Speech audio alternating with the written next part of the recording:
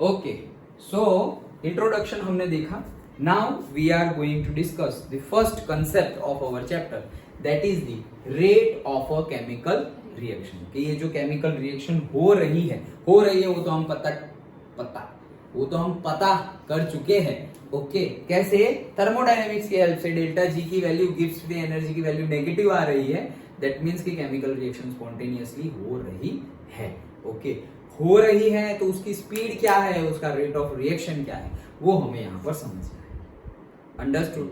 Okay, तो simple है. वहां पे हम रेट कैसे निकालते थे भाई? फिजिक्स में कितना डिस्टेंस ट्रैवल किया कितने टाइम में, कितना डिस्टेंस ट्रैवल किया कितने टाइम में, डिस्टेंस अपॉन टाइम, वहां पे मिल गई स्पीड. वैसे ही यहाँ पर तुम्हारा कितना कॉन्सेंट्रेशन ऑफ रिएक्टेंट यूज हुआ कितने टाइम में, मिल गई तुम्हारा रेट ऑफ रिएक्शन. या फिर प्रोडक्ट के सेंस में भी बोल सकते हो कि भाई तुम्हारा कितना प्रोडक्ट बना कितने टाइम में, बन गया तुम्हारा रेट ऑफ रिएक्शन. खत्म.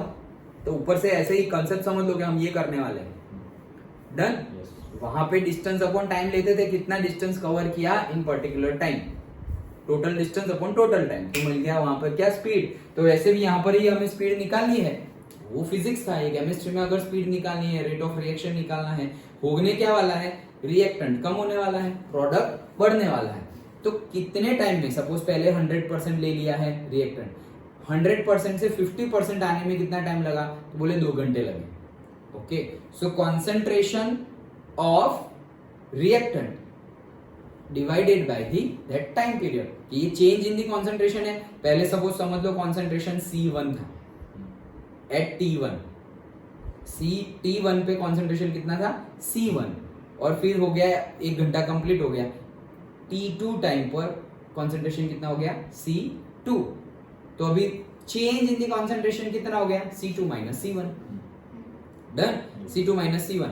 टाइम पीरियड कितना है, 1 घंटा, मतलब क्या, वॉट एवर, 1 घंटा 2 घंटा, T2 माइनस T1. सो C2 minus C1 upon T2 minus T1. खत्म. This is the rate of reaction. Done. लेकिन अभी यहाँ पे थोड़ा चेंज है. क्या चेंज है, C1 जैसे कि चेंज क्या है, कुछ इतना बड़ा चेंज नहीं है, एकदम इजी.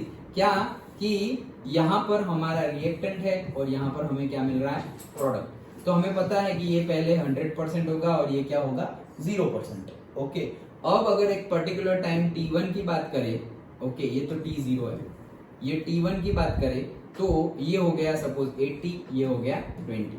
T2 की बात करें, ये हो गया 60, ये हो गया 40, लाइक दैट.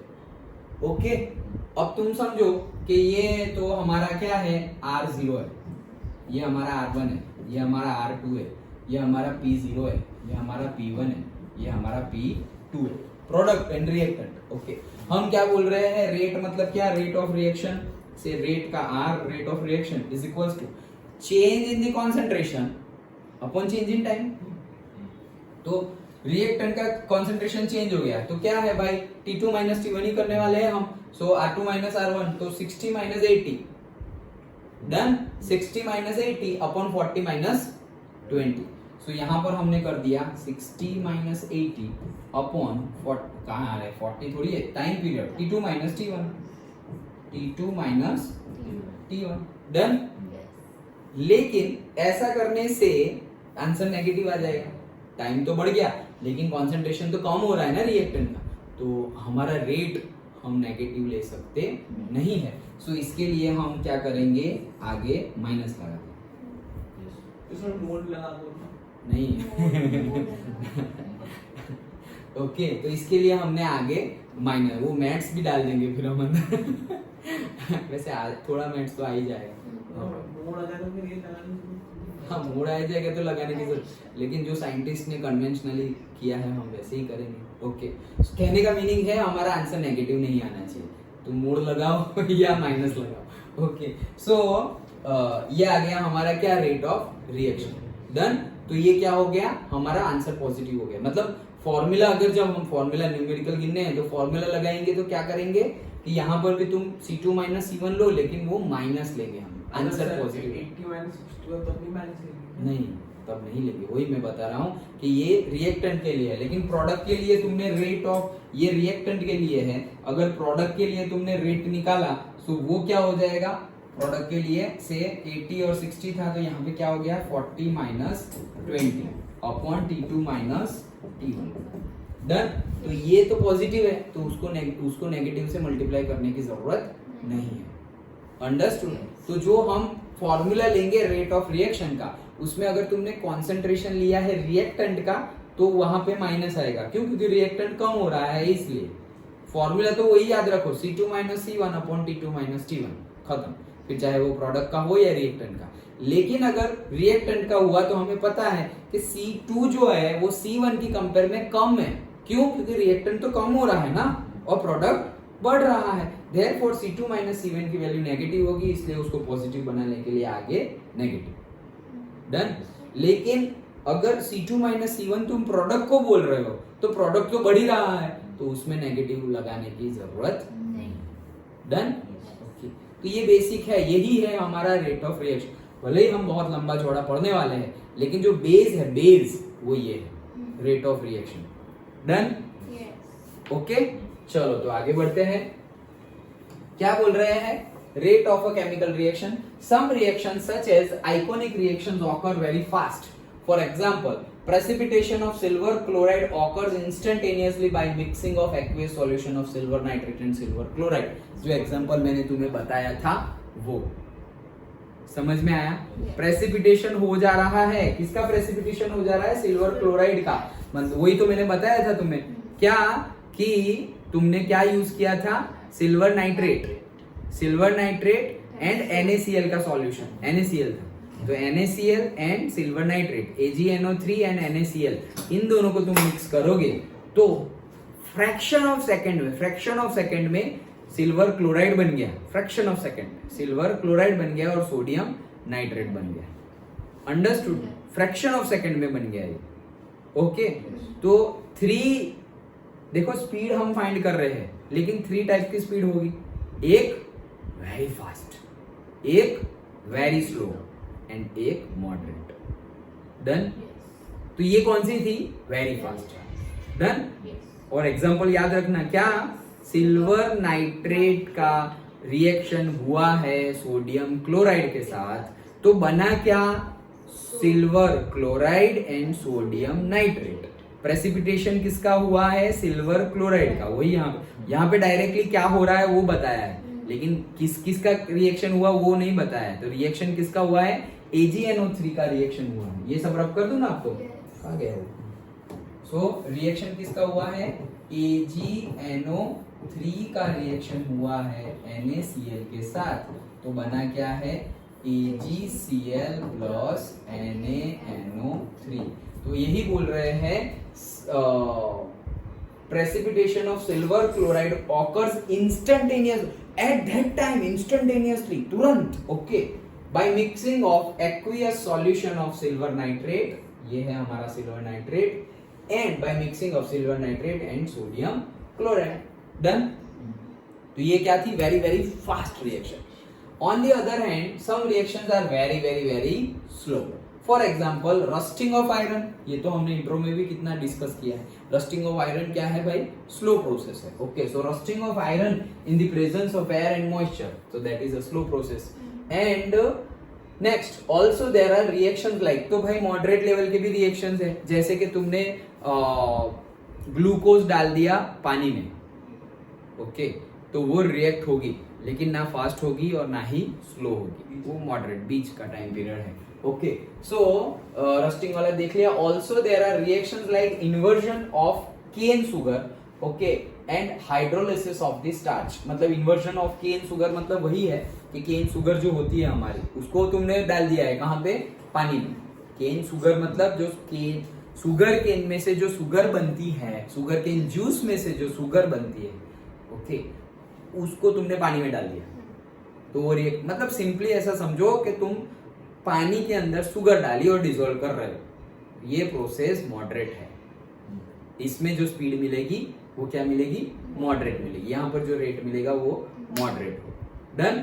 और सपोज तुम स्टार्च डाल रहे हो कहां पर? पानी में, तो यहाँ पे एग्जांपल मॉडरेट का क्या है? पानी में स्टार्च डाल दो, मॉडरेटली स्पीड रहेगी, मॉडरेटली रेट रहेगा। पानी में ग्लूकोज डाल दो, ये सिंपली ये है क्या? केन शुगर वाला ग्लूकोज ही है, चीनी ही है। Done. Okay, so cane sugar and hydrolysis of the starch, hydrolysis मतलब वही पानी में डाल दो, which proceed with a moderate speed. Can you think of more example from each category? तो वो तो हमें सोचना हो तो आराम से हम सोच ही सकते हैं। डन। लेकिन कहने का मीनिंग क्या है, एक फास्ट होगी स्पीड, जिसके लिए हमें 3 एग्जांपल जो बुक में गिवन है वो हमें याद रखने हैं। ओके, क्या ये भाई सिल्वर क्लोराइड बन रहा है, प्रेसिपिटेशन हो रहा है, वो वाला एग्जांपल। एक इंस्टेंटेनियस हो रहा है, वेरी फास्ट, कोरिलेंट process very slow. Moderate level का है कि भाई inversion of cane sugar. Okay, so inversion of cane sugar and hydrolysis of the starch, मतलब पानी में तुम्हें स्टार्च को डालना है, पानी में तुम्हें शुगर को डालना है। डन। ओके, तो ये हमारे 3 very fast, moderate and very slow वाली रेट थी। रेट तो हम फाइंड करने वाले हैं, स्पीड तो हम फाइंड करने वाले हैं, लेकिन उसके टाइप होंगे, बहुत ज्यादा स्पीड, बहुत कम स्पीड और मॉडरेट स्पीड। ओके, तो वही है। You must be knowing that speed of an automobile is expressed in terms of change in the position or distance covered by it in a certain period of time. वो जो हमने discuss किया वैसे ही है। Similarly, the speed of a reaction or a rate of reaction can be defined as the change in the concentration of a reactant or a product in unit time.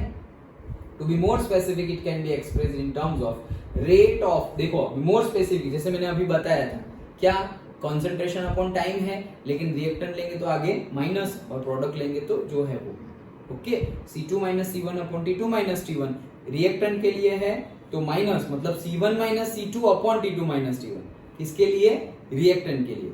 और उसके लिए से अगर तुम्हें साइन अंदर मल्टीप्लाई कर दोगे तो फिर वो C1 माइनस C2 हो जाएगा ना, C2 माइनस C1 से। और अगर प्रोडक्ट के लिए लिख रहे हो तो C2 माइनस C1 ही रहेगा, उसमें कोई मल्टीप्लिकेशन माइनस से नहीं है। ओके, तो वही चीज बता रहे हैं, the rate of decrease in the concentration of any one of the reactant, कोई भी एक रिएक्टेंट हो, ओके, मतलब 2 रिएक्टेंट होंगे ना, एक रिएक्टेंट किसी न किसी के साथ तो रिएक्ट हो रहा होगा। सो जितने भी रिएक्टेंट हो, लेकिन उसमें से कोई भी एक रिएक्टेंट, उसमें से जितने भी रिएक्टेंट हो, 1 2 3 4 5 कितने भी हो, लेकिन उसमें से एक रिएक्टेंट है, उसकी स्पीड देखनी है हमें, तो मतलब रेट देखना है हमें। लेकिन हमें पता है कि ये रेट जो है, ओके, उसमें क्या होने क्या वाला है, रेट में क्या होने वाला है, डिक्रीजन ही होने वाला है। क्यों? क्योंकि कॉन्सेंट्रेशन क्या होता है, डिक्रीज होता है रिएक्टेंट का, तो इसीलिए बोल रहे हैं the rate of decrease in concentration. Concentration में क्या हो गया, डिक्रीज हो गया। The rate of decrease in the concentration of any one of the reactant, product में इंक्रीज होगा। The rate of increase in concentration of any one of the products, मतलब कि कॉन्सेंट्रेशन ऑफ प्रोडक्ट तो increase हो रहा है, लेकिन उसका रेट, कॉन्सेंट्रेशन ऑफ रिएक्टेंट तो डिक्रीज हो रहा है, पता ही है, लेकिन उसका रेट फाइंड कर रहे हैं हम। ओके, तो ये कैटेगरी है। Consider a hypothetical reaction assuming that the volume of the system remains constant, तो वॉल्यूम कांस्टेंट है, तो वो जो हमने एग्जांपल लिया था वही एग्जांपल है, रिएक्टेंट में से प्रोडक्ट 1 मोल अगर रिएक्टेंट का लिया है, वहां पे 1 मोल प्रोडक्ट बन रहा है। So R1 P1 R concentration Rp respective, वही चीज delta T R2 minus R1 P2 minus P1 square bracket. हाँ, स्क्वायर ब्रैकेट किसके लिए है, कॉन्सेंट्रेशन डिफाइन करने के लिए। Yes, so expression used to molar concentration, molar concentration मतलब 1 मोलर कॉन्सेंट्रेशन हमने लिया हुआ है। Okay, so rate of disappearance of R, R मतलब रिएक्टेंट, तो रिएक्टेंट तो कम हो रहा है, मतलब उसको डिक्रीज बोल दो, उसको डिसअपियरेंस बोल दो, अलग अलग चीजें हैं। कम हो रहा है मतलब क्या है तुम्हारा कि भाई C2 माइनस C1 है और उसमें आगे माइनस है, डन, तो हो गया डिक्रीज, या फिर बोल दो C1 माइनस C2, तो भी हो गया वो डिक्रीज। तो decrease of concentration of R, time taken that is minus of delta R by delta T, मतलब R2 माइनस R1, लेकिन वो क्या है, minus of R2 minus R1। Okay, ये क्यों किया समझ में आया ना, ये हमने पहले ही डिस्कस कर लिया। ओके, और प्रोडक्ट के लिए इंक्रीज हो जाएगा, सो that is delta P by delta T, ये साइन याद रखना, वहां पे माइनस क्योंकि डिक्रीज हो रहा है रिएक्टेंट, और रिएक्शन आगे बढ़ते बढ़ते प्रोडक्ट बढ़ रहा है, इसलिए यहाँ पर plus. Since delta R is negative quantity, the concentration is decreasing, it is multiplied, ये सब ओके, ठीक है, हमने डिस्कस कर लिया है। एवरेज रेट ऑफ, ये जो हमें आर मिलेगा, रेट मिलेगा, वो क्या मिलेगा, एवरेज, एवरेज ही मिलेगा। ओके, क्योंकि वो भी हमने इंट्रोडक्शन में पढ़ लिया है। ओके, कि एवरेज कैसे मिलेगा और इंस्टेंटेनियस कैसे मिलेगा, कि भाई जैसे अगर 100% रिएक्टेंट है at time t is equal to 0, तो अभी जब रिएक्शन स्टार्ट होगी तो वेलोसिटी जो रेट है वो बहुत ज्यादा होगा। ओके, क्योंकि ज्यादा रिएक्टेंट है, फिर रिएक्टेंट कम हो गया तो उसकी स्पीड भी क्या हो जाएगी, कम, रेट ऑफ डिक्रीज भी क्या हो जाएगा, कम। फिर और कॉन्सेंट्रेशन कम हुआ तो भी रेट क्या हो जाएगा, और कम और कम और कम। तो तुम्हारी स्पीड क्या हो रही है, तुम्हारा रेट क्या हो रहा है, कम हो रहा है। अंडरस्टूड? तो पहले V1 था फिर V2 था, हमने लिखा था ना वो, ओके पूरा इंट्रोडक्शन में हमने देखा था ना, इंट्रोडक्शन वाले में कि भाई क्या है कि वह जो V1 है V2 है जो V1 से भी क्या है, कम है, ओके।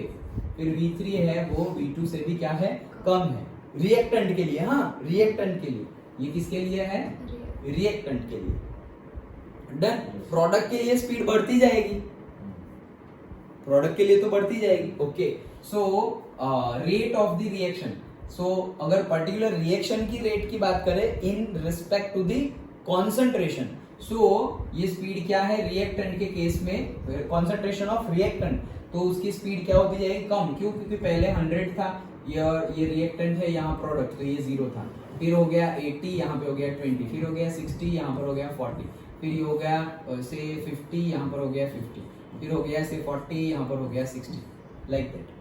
मान लो कि ये 30 और ये 70 हो गया, अब इक्विलिब्रियम रीच हो गया है, 30 तक ये जाने वाला है, ओके ऐसा मान लो, ओके। सो क्या हो गया, ये हो गया हमारा R0, ये हो गया हमारा P0, ये हो गया हमारा R1, ये हो गया R2, ये हो गया R3, ये हो गया R4, ये हो गया R5, ओके। और वैसे ही ये P5, okay, P1, P2, P3, P5। अब हम क्या बोल रहे हैं कि रिएक्शन क्या, मतलब ये जो स्पीड है, स्पीड अगर यहाँ पर हम बोले कि यार ये V1 है, ये V2 है, ये V3 है, ये V4 है, तो हमें पता है कि रिएक्टेंट के रिस्पेक्ट में ये जो स्पीड है वो धीरे धीरे क्या हो जाएगी, कम हो जाएगी। क्यों? क्योंकि स्टार्टिंग में रिएक्टेंट फुल है तो बहुत ज्यादा स्पीड मिलेगी, फिर धीरे धीरे क्या हो जाएगी, कम हो जाएगी। लेकिन हम रेट ऑफ केमिकल रिएक्शन, पूरी केमिकल रिएक्शन की रेट की बात कर रहे हैं, तो कौन से रेट ले, अरे सबका सम कर दो, अगर 3 है तो 3 का एवरेज ले लो, और 5 है तो 5 का एवरेज ले लो, ओके। तो ये हमें मिल गई क्या,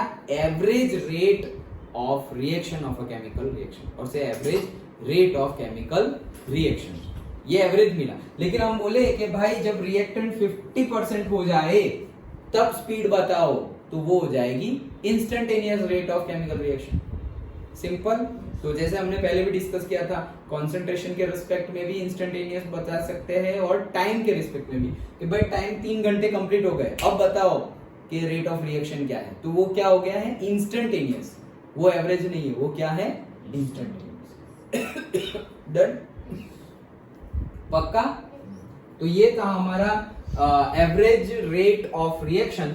और मे बी तुम्हारे स्कूल का टाइम हो गया है, ओके, सो जाओ, लेट हो जाएगा अदरवाइज, 6:47 हो गया है। तो यहाँ तक रखते हैं हम, ये जो ग्राफ है और बाकी की थियरी हम कल डिस्कस करेंगे, वेरी इजी, बट हम कल डिस्कस करेंगे, ओके। समझ में आया सब कुछ आज? समझ में आया ना पक्का? साथ साथ में पढ़ते रहना, और अभी एग्जाम के लिए पढ़ रहे हो और ये चैप्टर ना हो तो भी कोई बात नहीं, अभी मत पढ़ना, लेकिन एटलीस्ट यहाँ पर फुल कंसंट्रेशन रखोगे तो अंदर जाता जाएगा, ओके।